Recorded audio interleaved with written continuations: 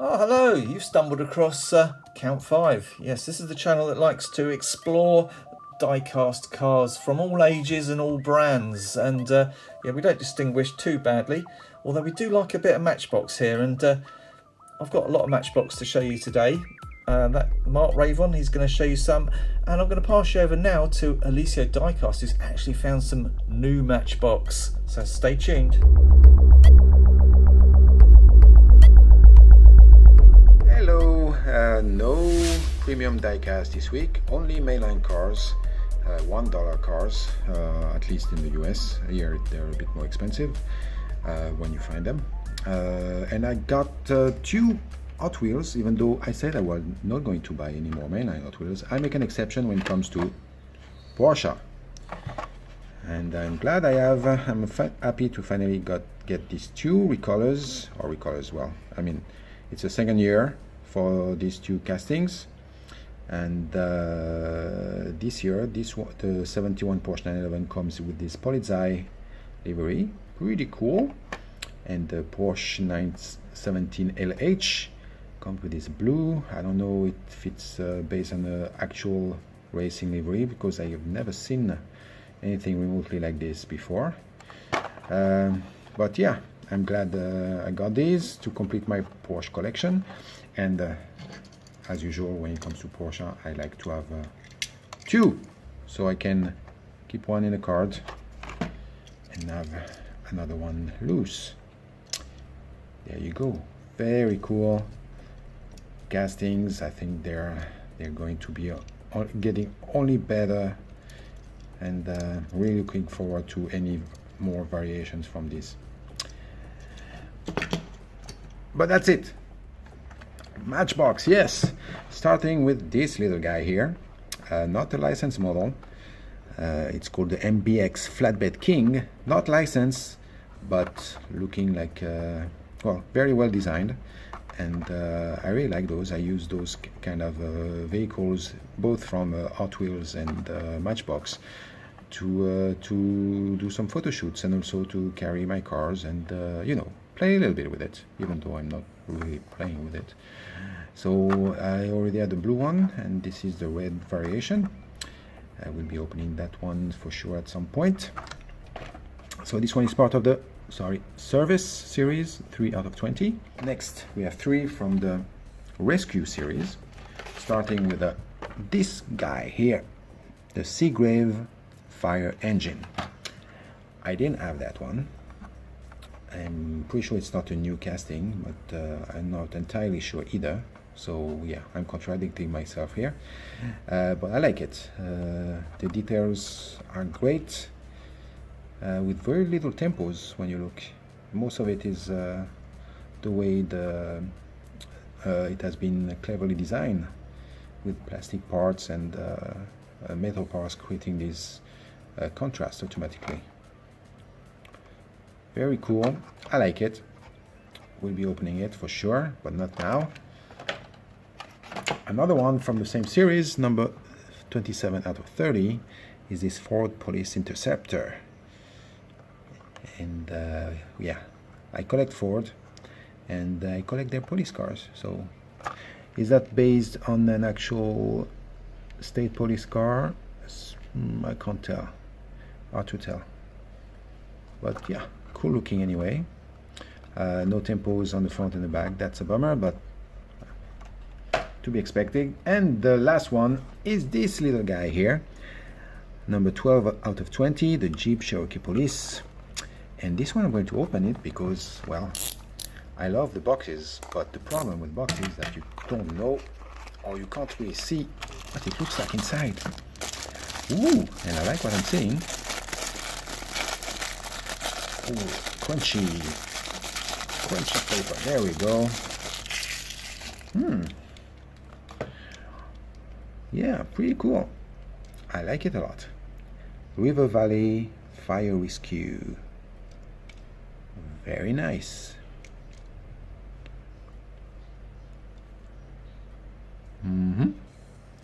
What do you think? I personally like it, but I've always had a certain fondness for the Cherokee, so maybe I'm biased. So here we go for the rescue. Next, in the construction series, we have another box.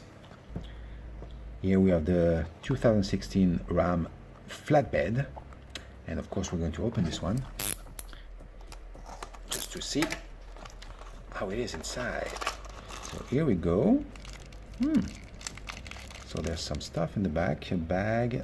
Is that a chainsaw or a leaf blower? Sorry, not blower. Probably a leaf blower. I'm not entirely sure. No interior on this one. No interior whatsoever. But yeah, pretty cool. I like good size. Good detail. It's mostly plastic. This is metal. But I don't mind too much. Yeah. Very nice. Something I was really looking forward. The Mercedes-Benz Unimog U300. Look at this cute little thing. I'm going to open this one because I've been dying to get one of those. Oh, I cut a little bit in the card. That's not cool. I like to keep my cards. Yeah, I'm weird that way. Look at this little guy. That's a neat casting. Very, very neat. A bit light, but in terms of detail, I really like what they've done. Could have used some tempos in the front.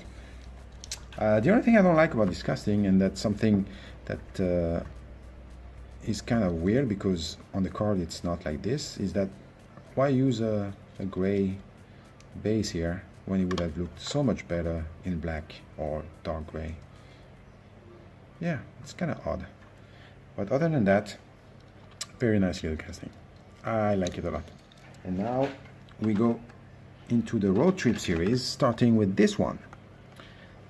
The 2018 Ford Mustang convertible in orange. So that's a new model. And I like it. The tempo on the back, yeah, that's cool. Tempo on the front, yes. Hot Wheels, please do the same. Proportion seems to be a little bit off. It seems a little bit squished, shortened. I don't know, there's something. But other than that, I like it a lot.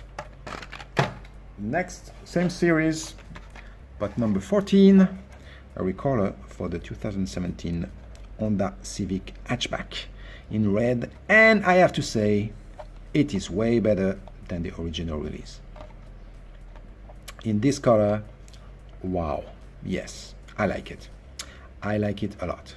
We'll be opening it, and oh, look at this, and nice renders.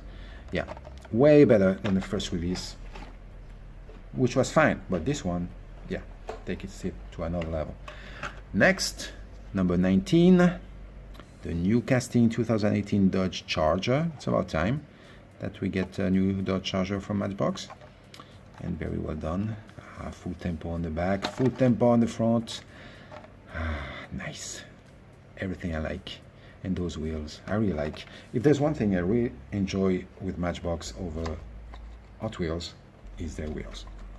And next we have this one, number 20, sorry, the 61 4-inch Aero. And I believe it's a new casting, and since it's a box, we're going to open it. Because, yeah, a lot of extra plastic here. Ooh, wait. Oh, interesting color. Oh yeah, I was expecting something more reddish, but nice. I like it. Details, small details, on the sides. Details on the back with the Ford and the tail light. Sorry. Very well done. Very well done. Well, I like the wheels, except they don't look good from every angle. They're so large. But other than that, very nice paint. I don't know if you can see it here. No, yeah, it shows pretty well actually. It's a very nice paint here. High quality, I would say. Wow. Yeah, I'm surprised. Very cool. I like it a lot. We still have two more to go. 21. Another, I think, yeah, it's a new casting also. 63 Austin Ely Roadster. Let's open this bad boy. This classic bad boy. Ooh, look at that. Details. Details. What does it say here? I can't quite read. Interior, lacks of detail. Lacks of detail. That's too bad. When you're doing a convertible, I mean, you could go the extra mile and have that detail there. But other than that, yeah, that's a neat little car. Neat little car. Nice choice of wheels. Oh yeah, pretty cool. And last, and for some people probably least, the Nissan Leaf, number 23 out of 35. That's a 2018 Nissan Leaf. So I believe this also is a new casting. In white. And oh, it's big. It's bigger than the others. Too bad they don't put the scale anymore. Nah, they don't put it. Alright, so let's see. Nice detail on the back. Look at this. Nothing on the sides. Detail on the front. Sadly, the whole roof is one piece transparent. Yeah, so I would probably blacken this with a marker, as I usually do. Yeah. Other than that, I like it. It's not the most astounding cars out there. It's not, but hey, I collect cars no matter what. And when I see a good rendition of that car, I add it to my collection. So there you have it. Matchbox. Plenty of Matchbox. More Matchbox. More. And there's more coming. I should be getting a few more in the coming weeks. And let's not forget the opening parts one. I'm looking forward to get the new ones with the Datsun, and very cool. So that's it for now. Let me know which one you like best. Going back to you, K5. Bye. Well, thanks, Alicio. Yeah, I'm back again. I'm going to start from the early days on these particular models. I have found other ones, but I'm just going to share these with you in this particular video. So here we have a lovely, lovely Impala. This is an Impala Taxi, actually. There we go, Chevrolet Impala Taxi, made in England by Lesney, Matchbox Series number 20. If I remember right, this is probably from around about 1964 or thereabouts. It is a 1964 style Impala. This model, as you can see on the top, they would have had a taxi sticker there. So interesting, and that's a little guide rail just to hold it in. Lovely feature, of course, is that driver. And there he is, there's your taxi driver. 4 doors, so easily makes a good taxi. Strange casting imperfection on the side there, actually, just noticed that. But not bad for, I think it was £1 this one cost me, or thereabouts. Lovely. Next up, we'll have a look at this piece. This is a Matchbox Superfast. It's an official Superfast, and it's a lovely old piece, this one. This is from 1970. It's a brand new casting for 1970, or 71 probably would have been released. It's the Dodge Charger Mark III in what it can be described as metallic green base with this beautiful metallic pink upper body and its opening feature. Ta-da! Yeah, that's how the people get in, like a clamshell, basically. So there we go. This is a concept piece, probably, of the Dodge Charger. Of course, the 1970 Dodge Charger was pretty good as it was, but they also felt that they could make it more spatial and exciting. And that's definitely exciting. Look at that, it's almost a Corvette. Of course, it's not to be mixed up with the Chevrolet concept of the period, which also had an opening clamshell. I believe Corgi do a version of that.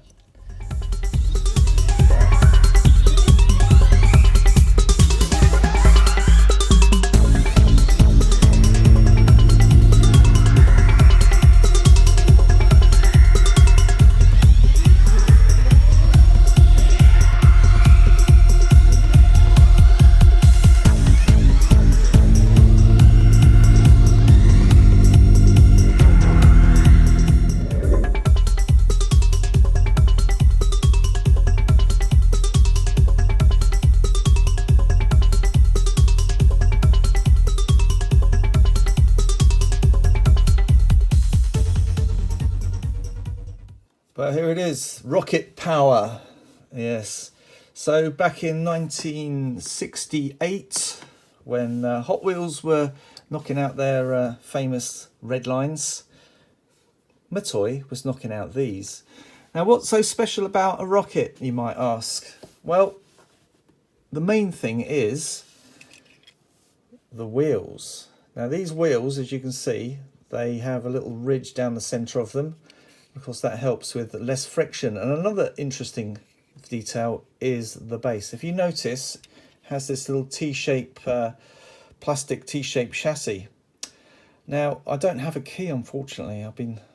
They're very expensive and very hard to get hold of. But basically, you stick a key in there, and that flips the base off, and you're able to make wheel changes and change your well, you can just change the wheels basically and swip them around with all the other cars.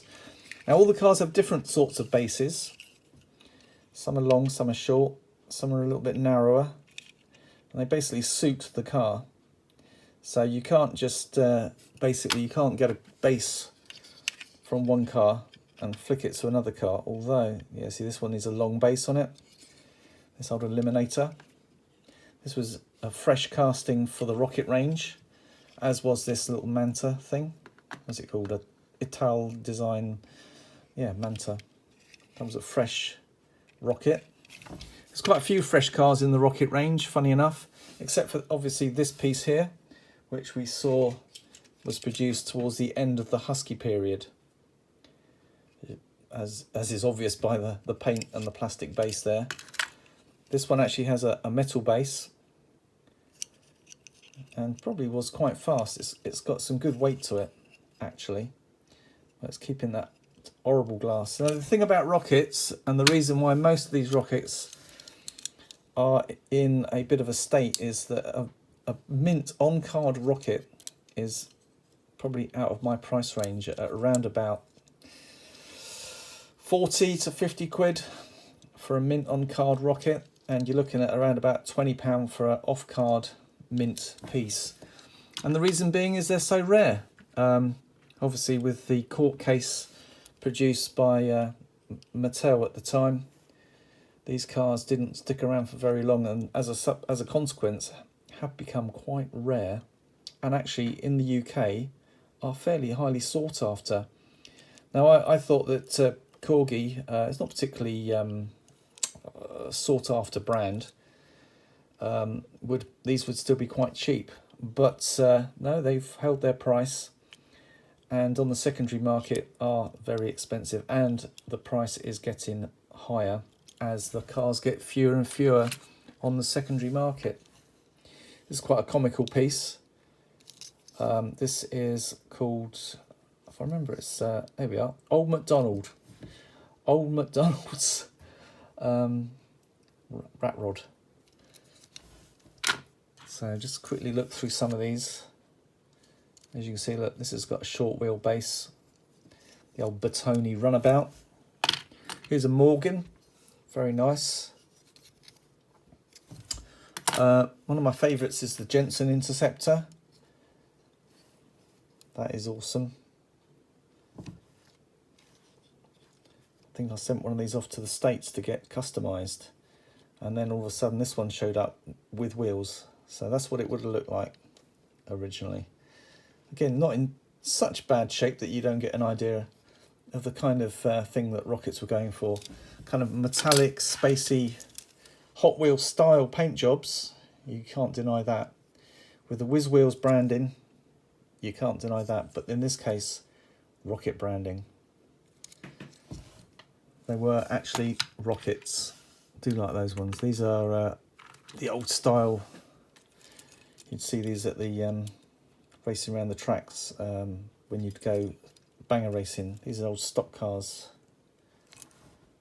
Well, actually, are they stock bangers? Rail cars? Let's have a look. Derek Fisk and Todd Sweeney. There you go. They're nice. Very unusual castings.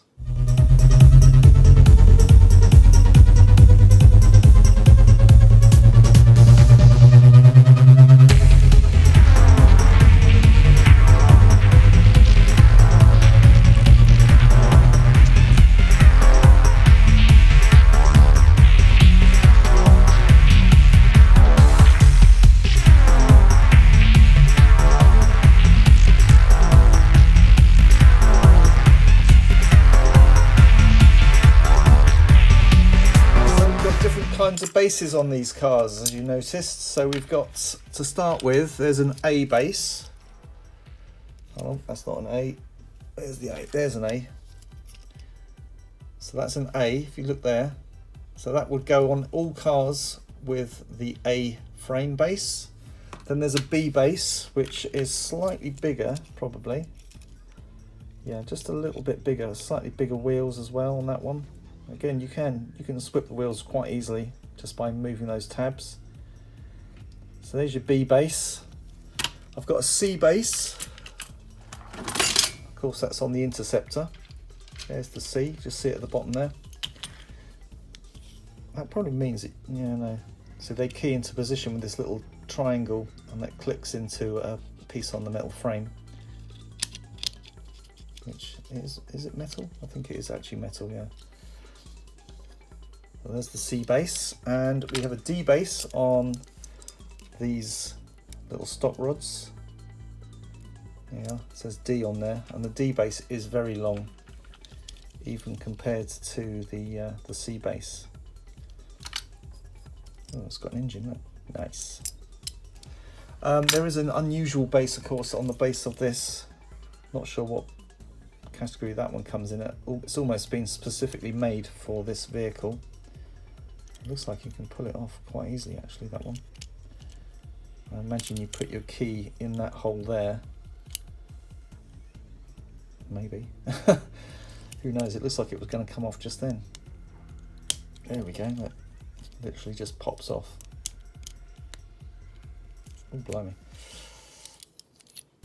But it is a rocket nonetheless. There we go. Just clip straight back in again. And unusually, there's a rocket trailer as well, which I thought I'd show you. There you go, look, Corgi Rockets trailer. And it just goes to show that they were going to be rockets and not whiz wheels at one point. Something that's a bit different. This is a cardboard box for a Matchbox Models yesteryear Mercedes SS. The height of 1970s. There, look, 1973. So it's all a bit 70s. But I find these particularly interesting. It's a rather strange packaging style. Didn't last particularly long, probably only about 5 or 6 years before the barley packaging came in, if you know what that is. Pale yellow, so it's like a watercolour abstract. Very, very 70s. Anyway, enough about the cardboard box. How about the model? I picked this up at a market at lunchtime today. So this is the model. And rather splendid it is too. I've been meaning to get one of these for many years. I did have the 2 shades of blue version that came out in the early 80s when I was a kid. But this is one of the early issues. And what's different is underneath, because it got the exhaust system. Check if you've got one of these, because unless you've got one of these early issues, you haven't got this incredible separate casting. Rather delicate it is too. Look at that. Exhaust pipe that's actually got a hole in the end. So there you go. Unfortunately, like a lot of cars of its age, it's suffering slightly from plating decay. If you can see on those wire wheels, it's starting to go, and it can get quite disastrous, so be aware of that. There we have it, and of course the top does come off, but I'm not going to do that now. Very nicely done, and I do love this shade of green that Lesney used for many years. Things like the Cougar, Villager. Yeah, doesn't that look nice? And that cost me £7. Well, moving swiftly along here to 1973. Wow. Well, this is actually not a 1973 piece. It's slightly later. Probably about 1976 or 75 release of the Mercedes 350 SL. As you can see there, lovely Lesney product, made in England. Not to be confused with new Matchbox, which are now made in all sorts of places around China, Thailand, etc. And of course Mattel owns the company now, but it was originally a British company. And here we see a beautiful model. Now this was originally released in yellow. There we go. So that was quite a nice find for me. Obviously down the market yet again, and had to pick it up really. Got a good deal on it. I can't remember how much I paid for it, but it was pence, so it was all good. As you can see, it's exactly identical to its original 1973-74 release. Lovely. Nice to have a colour change on that. And just a little bit of historical stuff. Nice. This is basically it's a super fast model from '69. It's one of the early transition pieces. I do believe this came out with black wheels and a slightly different paint job, if I remember right, a bit more creamy. And of course this has got opening features too. Just flick through them. Oh, a little bit stiff there. There you go. Always tricky to get that sort of thing right. But anyway, a lovely piece, and highly treasured by myself because it's almost in mint condition. And best thing is it's got a windscreen, and that is a Matchbox Mercedes 230. Very nice, just to show that the old Matchbox Mercedes brand situation has been going for quite some time. Well, I thought it was high time that I got myself this piece here. This is the field gun. It's made by Matchbox, and it is a super fast piece, but it doesn't say super fast on the base there, but it does have super fast wheels, which are cool. It's designed to be towed by the Jeep. I'll have to go and get my Jeep out, and I'll put some pictures out of that, I think. It is functional. It does have a load. You can load up the front there, and it's got a trigger mechanism, but there is a piece broken off on the back here. Probably easily done actually, because it's only made out of plastic, this whole thing. It's a bit like a biro. As you can see there, it's number 32, and it was released in 1977. Do not ask me what that 4 stands for, but there you go. So probably would have been available in a 2-pack, or possibly even on its own. In 1977 they started to release those blisters, didn't they? So who knows? Right, so to load it you have to push the projectile in and twist it over slightly so that this receiver then cocks into position away from the slide. That then holds the projectile in, and to fire the projectile, well, we'll have to give it some angle. You have to twist down. Wow. So there you go. After all those years, the Matchbox field gun still giving you tears.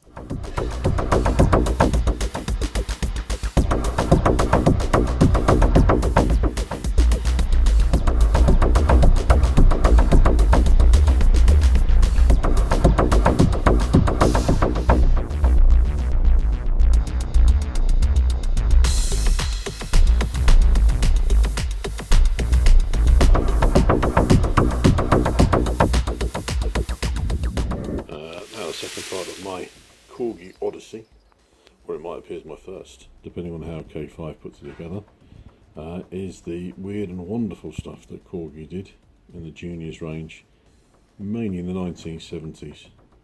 So the first one I'm going to do is this concept car called the Pininfarina Modulo. Okay, there you go. Which sits rather uncomfortably on these whiz wheels. You may consider this to be somewhat of a joke car. It is in fact a real car. It was based on a Ferrari concept car from 1970. And with a bit of work this thing can look quite good actually, and I have actually done one myself. So quite a bit of work to do on it, but it comes out quite nice. There's that one, and then we shall move on to another concept car from 1969, and this is the Bizzarini Manta. So again a rather wild design, a rather wild colour, neon pink. A very attractive central seating position. Again, this was a real car, not in this colour. But for 1969, it's pretty good. More concept cars. This one is the, he says, Bertone Carabo, which was in fact an Alfa Romeo commission from 1968. So this is one of a number of different versions that Corgi did. Quite clever how they used the interior plastic to come out on that bumper line there, and to make the light array at the back very vivid day glow orange. Now there was an earlier version of this in the Rockets range. You can see slightly different wheels. These are the Rocket wheels, which were concave as opposed to flat. And there's the Corgi chassis. If you have a look at that Corgi logo, and then have a look at the Corgi logo from the late 80s, early 90s, it's quite similar. Interesting, that. And the Rockets logo. So again, we have orange plastic in the middle there. Lovely chromatic paint job. So it's just a thin varnish over polished metal. And we move on to another concept car, which is the Alfa Romeo blah blah blah blah blah blah P33. Again, it's a Rockets. So this will date from around about 69-70. Picked this up in a junk shop in Bexhill. The front wheels were in fact actually from something else, so I replaced them with Corgi ones. Particularly way out, this one. A very way out period. Running out of room here. There's another 3 to go. And this one is a British car, it's the Marcos XP. Again, a real car. I've done some detailing work on this years ago. Union flag sticker came off another Marcos, which it was actually on there in that position, so not quite sure what that was about, but I assume it was some special that they did. And another real car, Porsche 917. This is from the Growlers range. Growler, the cog that makes that noise, which isn't very growly. More use of chrome. And then we'll finish off with this one, which is, if you like Wayne's World, familiar to you. And it is the AMC Pacer. A car that wasn't a great success, but certainly left its automotive design mark. So there we have some weird and wonderful stuff from Corgi from the 1970s. Look at all those colours. How can you not love this stuff? Okay, I think this stuff is brilliant, and it's funny how Corgi just hasn't picked up the same cachet as Matchbox. And all it'll take one occasion for it to change, though, and perhaps people will move on to Corgi now that Matchbox is becoming rather expensive to collect, especially with mint and boxed versions.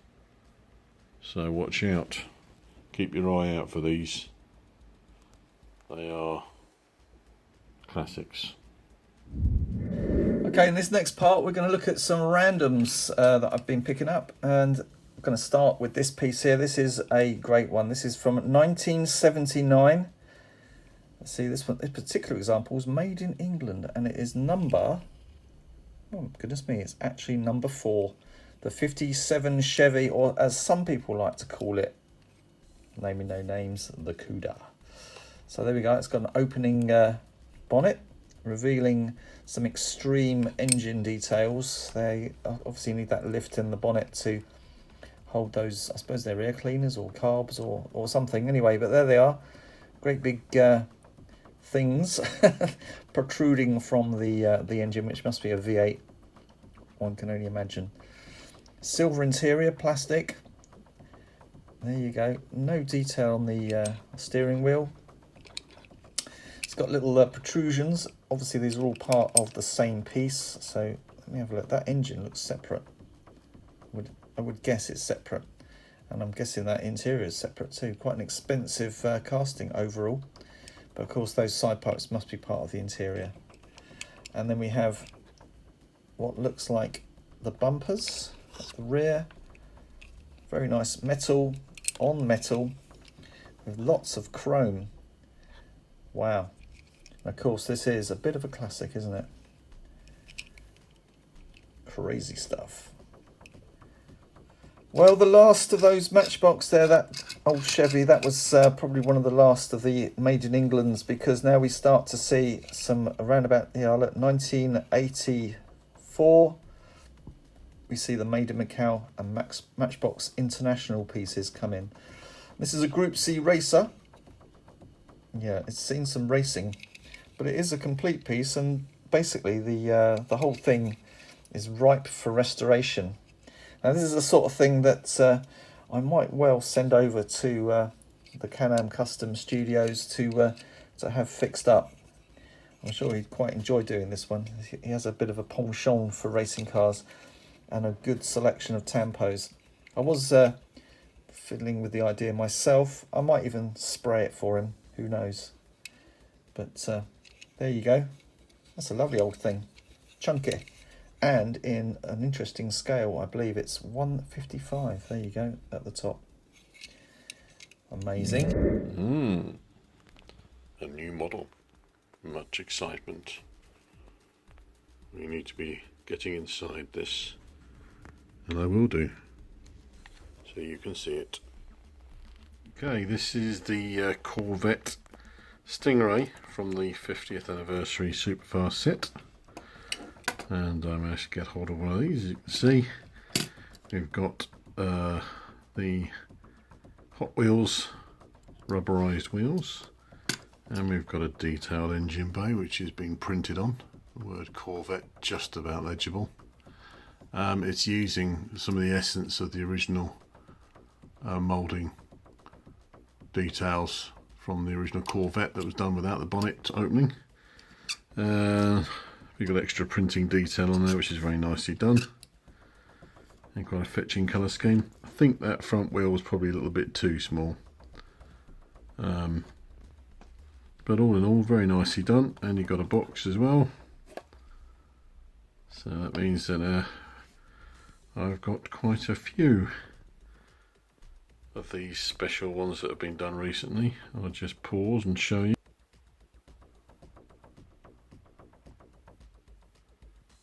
Okay, so there we have some more.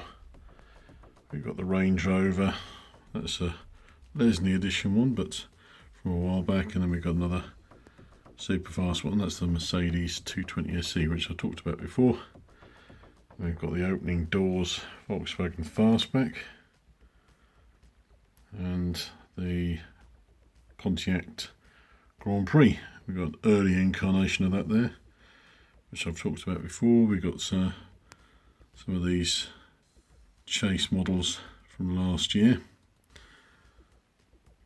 There you go, and some other bits and pieces in the display cabinet, of which there's lots of pieces and all out of focus. There you go.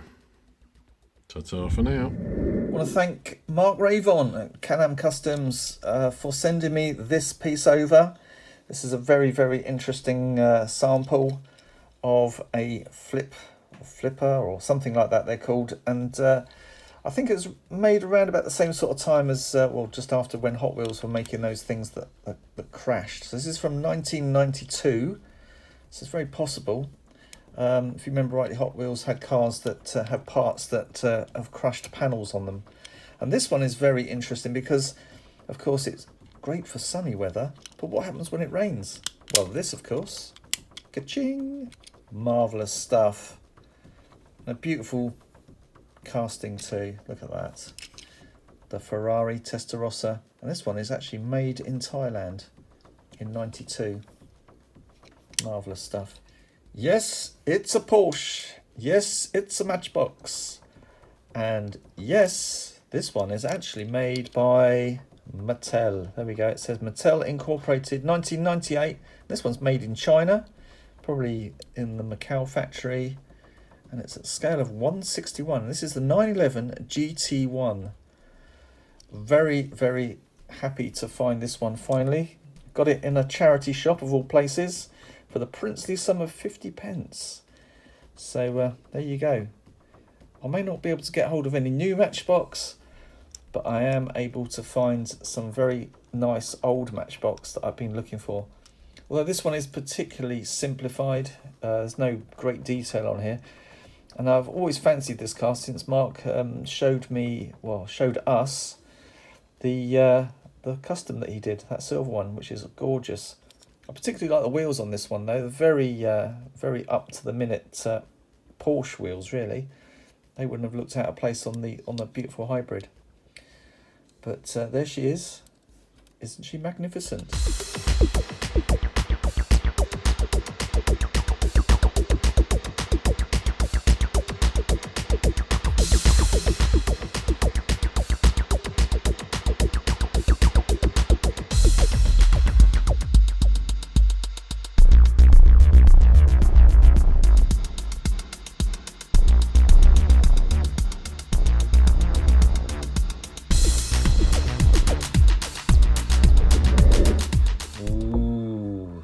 Who out there likes a good old BMW i8?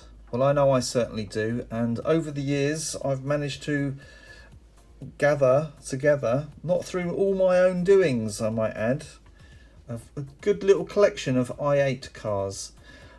Mark's just sent me this lovely superfast piece. We're gonna look at this in a minute, but first of all, just gonna quickly go through some of the i8s that I already have. These two here, sent to me by Toy Junkie, and I can't show these off enough on this channel. Any given moment, I have to share this with you. Probably the nicest i8 ever. Look at all that plastic inserts for the tail lamps, plastic inserts for the lights. Every conceivable detail has been remodeled, remastered, and it is just absolutely perky. Made in China by an unknown maker. The best we can guess probably is Konami or someone along those lines, but very nice indeed. Of course, we have the i8 prototype. This is the car that featured in Mission Impossible, if you remember that film. I think this one was all electric as well. It says on the base there, BMW Vision Effect Dynamic. Well, you know, it's a kind of prototype car. You never know, one day a variation of this may go into production, but for now that's all we have is the Mission Impossible Mission. And the reason I say prototype is because lots of styling cues were taken off of the Vision. There you go, and it certainly has got lots of vision. But here's the old Matchbox version. If you remember, about a month ago, Alicio Diecast shared a video with us on his purchases of the model. But, you know, like all good things, it's nice to have a second appraisal, and it'll be my first time to actually compare the car. Not bad, not bad, but I think that's got to be better. So here it is. Comes with its own little super fast box, as it were. There's the back of the box. Tells you absolutely nothing that you need to know other than it's a Matchbox BMW i8 Superfast 50th Anniversary Edition. Let's cut it out. And to reiterate, a point made by many people is, why have they obscured this wonderful piece of artwork with the model? But there you go, there it is in its fullest entirety. I do keep these cards. I always keep the cards of cars that I feel are great. You know, like the expensive stuff, the stuff that you can't get in the UK, because you can't buy these in the UK. These were sent over from America. So here's the piece with its lovely box. Oh, there's the piece that's fallen out. The box is really good actually. And I keep the box, and I keep the car in its box in order to keep it safe when it's not on display. And I've got a little box full of little boxes. To us in this little plastic container. I always like, well, I used to like keeping the plastic container inside the box. So here we go, let's get it out. Nice. Well, it's obviously got opening features. Wow. Now, if I remember rightly, Alicia was saying that these are plastic doors, and he was saying he wasn't really up for keeping them open very often. But we're going to open it up anyway and have a look. It's my first time of... Oh, yeah. Very nice. I love that feature. It's great to have opening doors. Really, really cool. This car is actually really nicely modelled in 1/64, actually, because giving that one as the blueprint car, which it states on the base there is 1/64, gives me a good model dimension for any subsequent releases of vehicles. That's why it's always good to have a 1/64 or a 1/55, you know for sure is the scale, and you can measure a car with it. Because of these cars, they don't have anything on the base anymore. So here we are, plastic doors. Can you see through the window? This is why I'm using this silver background, just to reflect light. No, they're well solid, aren't they? So very, very solid plastic there. I'm sure it's probably translucent, actually, to go with the overall translucence of the single piece of plastic that stretches across the roofline there. But it does give us a very dramatic appearance to the car. Colour matching, not so good on the doors to body. It's not terrible, but I suppose the paint reacts differently to plastic and to metal, so getting that crossover is tricky. Maybe it's just this blue, possibly very hard to get it to sit nicely on plastic. But that is great. Look at the rear end of that. Full marks to Matchbox there. Matchbox, when they do tampoing, they often get it right, and that is great. Of course, this is a real premium piece. Yeah, these Matchbox are competing here with the likes of Greenlight and Johnny Lightning and Auto World, especially at this price point. So they need to get everything just so. Very, very good. They're like photographic tampos, aren't they? Very nice. How does that should really compare quite straight up with the basic model. In fact, you know what? I actually prefer the basic models front end. That blue stripe there, very important, I think. It's part of the car. This one's interesting. It's got a European style number plate. But here we have the BMW i8 printed on that one. Of course, the rear end on the Matchbox basic is totally empty of all tampos. Overall, beautiful. Close up, a little bit glitchy, especially on them doors. Not sure whether they should be pushed in. Ooh, but they just stick out a little bit, which is a little bit annoying. But oh, it's a good, nice tight hinge. That's good. Can you actually see in there? Bit of detail. Ooh. There we go. I expect that's how you want to display this model, is with the doors up. Oh yeah, it's got loads of detail in there. It's like an aircraft cockpit. It's really nice. Nice hinges too. If you notice, they've got like a rod that goes through them. That actually forms the hinge. Very, very cool. Well, there you go. And that's my take on this car. It's kind of a must-have for me, because it's got rubber tyres on really nice wheels as well. I like them wheels. Plastic base.